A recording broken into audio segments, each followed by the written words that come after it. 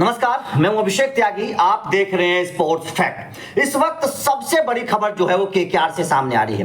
KKR में गंभीर ने बड़ा दाव चल दिया, बड़ी चाल चल दी और एक ऐसा पैंतरा लगाया है जिसके बाद ये कहा जा रहा है कि आईपीएल 2024 में अब केकेआर बहुत तूफानी हो जाएगी। गंभीर के रहते केकेआर खिताब जीत जाएगी, इस तरीके की बातें चल रही हैं। दरअसल एक खिलाड़ी को लेकर लगातार बातें चल रही थी कि ये खिलाड़ी कहीं केकेआर पर भारी ना पड़ जाए, कहीं ये खिलाड़ी केकेआर की हार की वजह ना बन जाए, क्योंकि उस खिलाड़ी का प्रदर्शन उतना बेहतर हो नहीं रहा था। नाम था जेसन रॉय का बल्ला उतना बेहतर चल नहीं रहा था, केकेआर ने उनको रिटेन किया था।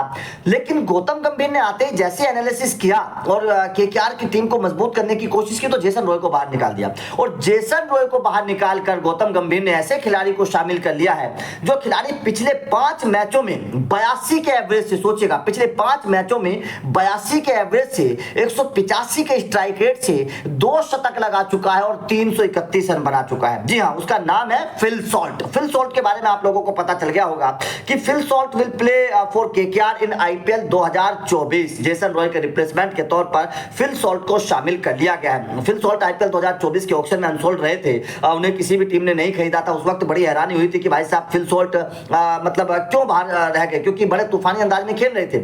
लेकिन गंभीर ने बड़ा जांचा परखा और फिल सॉल्ट को अब अपनी टीम में शामिल कर लिया है। तो ये जाहिर तौर पर एक बहुत बड़ा पैंतरा गौतम गंभीर ने खेला है और फिल सॉल्ट का फायदा भी होगा। जिस अंदाज में वो खेल रहे हैं, जिस अंदाज में वो मतलब बल्लेबाजी कर रहे हैं, तूफानी अंदाज में, जिस कॉन्फिडेंस के साथ वो बल्लेबाजी कर रहे हैं, आप सोचिएगा 5 मैचों में 2 शतक, मतलब कन्वर्जन रेट कितना बेहतर आप इससे सोचिएगा।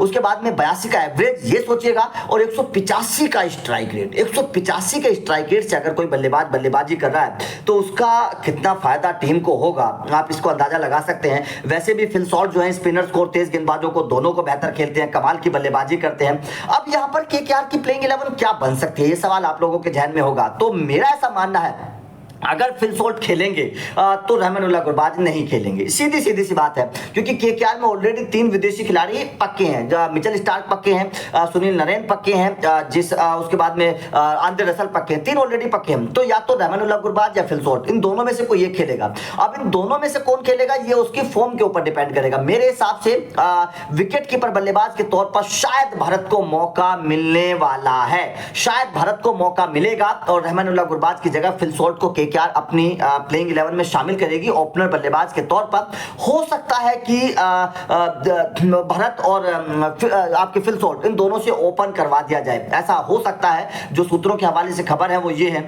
कि भारत और फिल सॉल्ट, इन दोनों में से किसी एक से ओपन करवाया जा सकता है। केकेआर के लिए गौतम गंभीर का प्लान है और वेंकटेश अय्यर को पिछले बार की तरह या तो प्लेइंग 11 में शामिल किया जाएगा तो निचले क्रम पर, या फिर आप वेंकटेश अय्यर को इंपैक्ट खिलाड़ी के तौर पर खेलते हुए देख सकते हैं। ऐसी प्लेइंग 11 केकेआर की अब बनती हुई नजर आ रही है फिल सॉल्ट के आने के बाद, क्योंकि 3 खिलाड़ी ऑलरेडी विदेशी पक्के हैं। अब फिल सॉल्ट और रहमानुल्लाह गुरबाज दोनों में से कोई एक ही आपको खेलता नजर आएगा। आपका क्या मानना है? क्या आपको लगता है कि जेसन रॉय के रिप्लेसमेंट के तौर पर फिल सॉल्ट का खेलना सही है, ये रिप्लेसमेंट ठीक हुआ?